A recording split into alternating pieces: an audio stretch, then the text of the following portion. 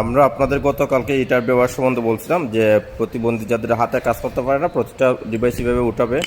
ঠিক আছে, এই যে যে লাঠি, ঠিক আছে, এই যে এটা এটা একটা কাঠের তৈরি বলছিলাম, কাঠের তৈরি এভাবে রেখে ওই এইভাবে প্রতিটা জিনিস এই যে এই যে এই যে এইভাবে এই যে ছিদ্র, যারা অসুস্থ পাবে না, আর সুস্থ মানুষ তো সহজ, অসুস্থদের জন্য খুবই কঠিন।